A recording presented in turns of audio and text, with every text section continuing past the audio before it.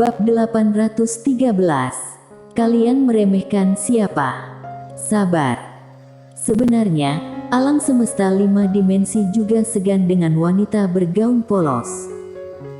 Kalau bukan karena wanita bergaun polos, Master 5 dimensi sudah akan mendapatkan menara penjara alam.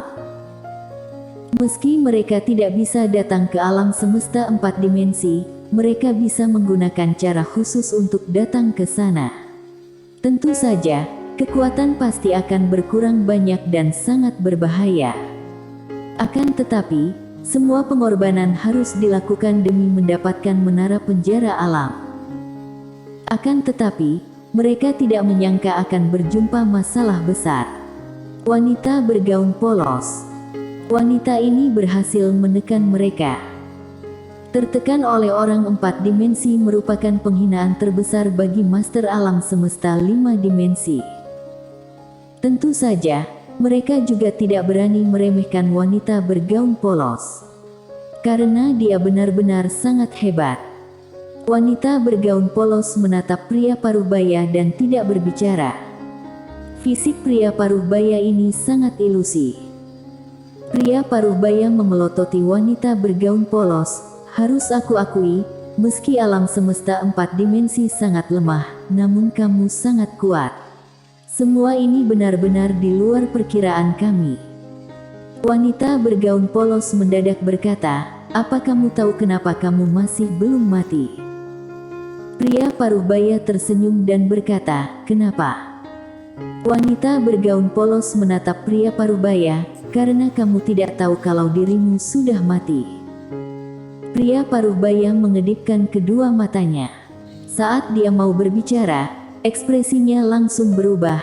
Dia sendiri tidak tahu ada bekas luka pedang Tao di lehernya. Seketika, fisik pria parubaya langsung ilusi, tapi masih belum menghilang. Muncul benang merah di badannya yang melindungi nyawanya. Pria parubaya menatap wanita bergaun polos. Tubuh utamaku berada di 5 dimensi, kenapa kamu bisa membunuhku? Apakah pedangmu bisa menembus ruang hampa dan waktu? Setelah itu, benang merah yang ada di tubuhnya langsung meledak. Boom!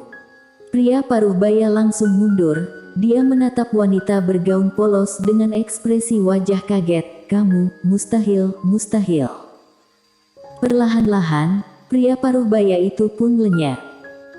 Wanita bergaun polos menengadahkan kepala melihat ke arah pria yang berdiri di belakang ruang hampa. Kalian mengeluarkan pengorbanan sebesar ini hanya demi mengutus manusia selemah ini ke sini. Kalian meremehkan siapa? Usai berkata, dia langsung menebas pedangnya. Sraas. Cahaya pedang langsung menebas ke terowongan ruang hampa hingga menuju ke 5 dimensi. Cahaya pedang tiba di satu tempat, langsung ada tangan hitam yang mengadang di depan cahaya pedang. Boom! Tangan hitam itu bergetar dan cahaya pedang pun menebas ke arah telapaknya. Dengan demikian, setelah cahaya hitam mundur ratusan ribu meter, tangan hitam meledak, tapi cahaya pedang baik-baik saja. Cahaya pedang masih melintas maju. Kemudian sebuah tombak panjang menerobos dan menebas ke arah cahaya pedang Tao. Tombak panjang ini memancarkan aura yang kuno. Ada cahaya tombak yang berkedip di ujungnya. Kekuatan yang ada di dalamnya bisa menghancurkan satu alam semesta, benar-benar menakutkan. Boom! Terdengar suara ledakan yang kuat, semua tempat yang dilintasi tombak panjang langsung hancur. Tapi cahaya pedang tetap melaju kencang, seolah-olah tidak ada yang bisa menahannya. Cahaya pedang tiba di sebuah dinding abjad kuno, merupakan dinding pembatas Master 5 dimensi masuk ke 4 dimensi. Cahaya pedang Tao tiba, kemudian dinding pembatas abjad kuno langsung bergetar dan muncul tulisan, henti, berwarna putih dan menyegel di cahaya pedang Tao. Boom! Cahaya pedang berhenti. Diam sejenak, lalu cahaya pedang mendadak bergetar. Boom! Cahaya pedang dan tulisan, henti, bersamaan meledak. Di langit berbintang, ekspresi wanita bergaun polos sangat datar. Sebenarnya, dinding pembatas ini tidak bisa mengadangnya, tapi bisa mengendalikannya. Kalau sampai dia tidak bisa bergerak, maka Mileye akan dalam bahaya. Sekarang Mileye masih tidak sanggup melindungi diri sendiri. Beberapa saat kemudian, wanita bergaun polos menenangkan hati, lalu menatap ke arah langit berbintang, dasar sekelompok manusia tidak berguna dan lemah. Usai berkata, dia langsung berbalik badan pergi dan menghilang dari langit berbintang. Setelah wanita bergaun polos menghilang, terdengar suara hela napas panjang. Benar-benar tak berdaya. Kali ini, 5 dimensi mengorbankan segalanya mengutus satu orang datang ke 4 dimensi dengan cara khusus, hanya berharap bisa membunuh wanita bergaun polos ini, tapi mereka sudah meremehkan kekuatan dari wanita bergaun polos. Awalnya, mereka hanya mengira wanita bergaun polos adalah master terhebat di 4 dimensi, tapi sekarang mereka merasa kekuatan yang dimiliki wanita bergaun polos jangankan di 4 dimensi, bahkan di 5 dimensi juga termasuk paling hebat. Pada saat ini, suara menggema di langit, hanya bisa mengendalikannya, jangan bertarung secara paksa. Suara ini terdengar sangat dekat, tapi juga terasa sangat jauh. Beberapa saat kemudian, suasana kembali normal. Wanita bergaun polos sudah tiba di langit berbintang lainnya. Di langit berbintang yang luas dan tak bertepi, wanita bergaun polos berjalan dengan santai, tangan kirinya memainkan rambut panjangnya, seolah-olah sedang memikirkan sesuatu dan ada kalanya tersenyum lebar. Sekarang dia merasa bahagia. Hidup di dunia ini harus ada sedikit beban barulah bermakna. Kehidupan tidak hanya ada tau pedang, tidak hanya ada hidup kekal abadi, juga ada dia. Tidak tahu jalan berapa lama, wanita bergaun polos tiba di sebuah lubang hitam ruang hampa. Ada kekuatan kuat yang terus menariknya masuk ke dalam. Wanita bergaun polos melihat lubang hitam sekilas. Saat dia mau pergi, terdengar suara dari lubang hitam yang gelap ini, "Kamu kuat sekali." Wanita bergaun polos berhenti, lalu mengangkat alisnya, "Seberapa kuat?" Suara itu bertanya kembali, "Seberapa kuat?"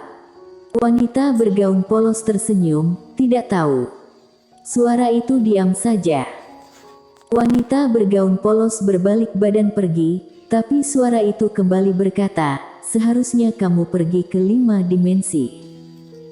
Di 5 dimensi tidak ada dia, ada makna apa aku ke sana?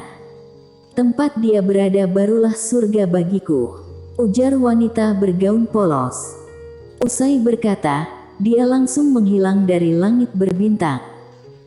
Kembali terdengar suara hela napas, orang yang bisa pergi tidak mau pergi, orang yang mau pergi malah tidak bisa pergi. Kacau, kacau. Di langit 2 dunia. Suasana di langit 2 dunia sangat tenang.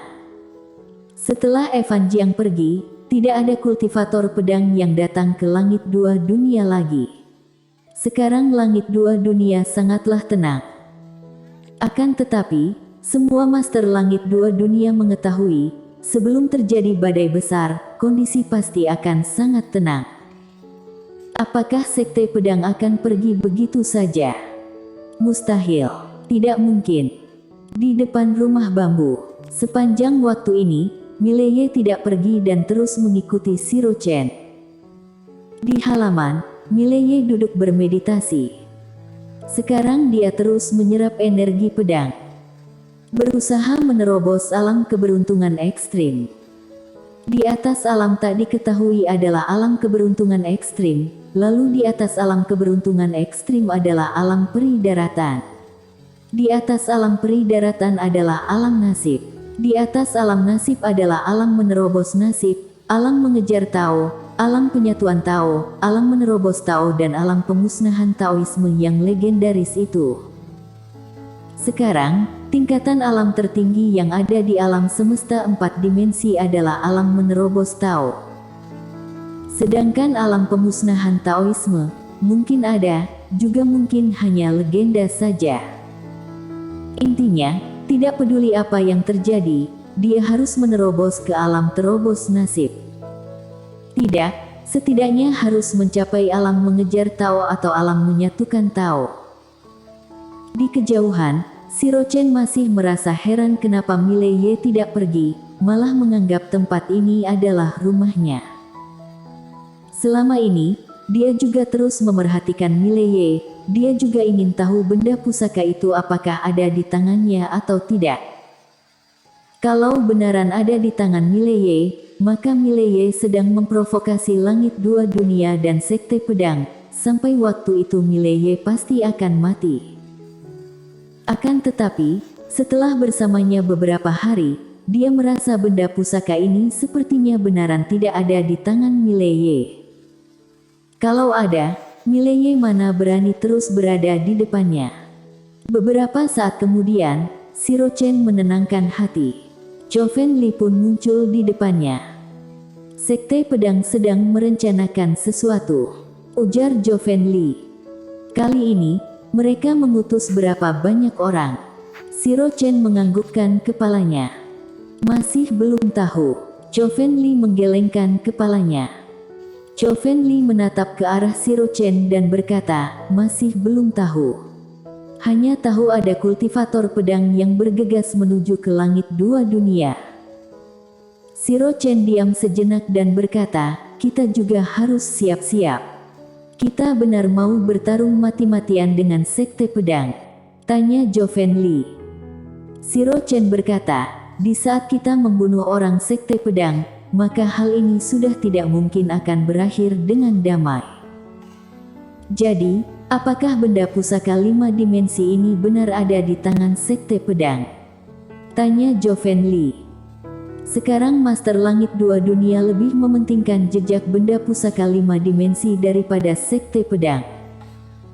Apakah benda pusaka 5 dimensi ini ada di tangan sekte pedang? Tidak ada orang yang berani memastikannya. Lalu, orang sekte pedang juga berpikir demikian. Apakah benda pusaka 5 dimensi ini ada di tangan langit dua dunia? Tentu saja, sekarang semua ini sudahlah tidak penting. Masalah yang paling penting sekarang adalah beberapa kultivator pedang sekte pedang mati di langit dua dunia. Kalau sekte pedang diam saja, maka kedepannya reputasi sekte pedang pasti akan jatuh. Shirochen mendadak menatap ke arah Mileye yang sedang latihan. Saudara Ye, orang sekte pedang akan tiba, apa rencanamu? Mileye membuka mata dan menatap Shirochen, dia diam sejenak barulah berkata, aku kabur saja. Chofenli terkejut, saudara, kenapa kamu takut dengan mereka? Mileye menghela napas pendek, aku hanya sendirian, mana mungkin bisa mengalahkan sekte pedang. Sebenarnya, aku tidak takut mati, aku takut menjadi kambing hitam. Sekte pedang terus mengatakan kalau benda pusaka 5 dimensi ada di tanganku, benar-benar licik sekali. Shirochen menganggukkan kepala, iya, benar-benar licik sekali. Saudara, kamu jangan pergi ke tempat lain, itu akan lebih berbahaya. Bagaimana kita sama-sama melawan sekte pedang? Mileye ingin berbicara tapi berhenti. Shirochen berkata, kenapa? Mileye tersenyum paksa, kekuatanku rendah, takutnya tidak bisa membantu apapun, bukan aku berpura-pura, tapi kenyataan memang seperti ini. Aku hanyalah alam tak diketahui, meski ada 2 senjata, kekuatan tempur juga terbatas. Pada saat ini, dia menatap ke arah Shirochen, 2 senior, aku ada satu hal ingin memohon kepada kalian. Shirochen melihat Mileye sekilas, hal apa? Mileye berkata, sekarang aku berada di alam tak diketahui, hanya jarak 1 langkah bisa mencapai alam keberuntungan ekstrim, tapi, aku memerlukan 2 pedang pusaka, bolehkah kalian membantuku? Kalau aku berhasil, aku pasti akan bertarung hidup dan mati bersama kalian. Bersambung.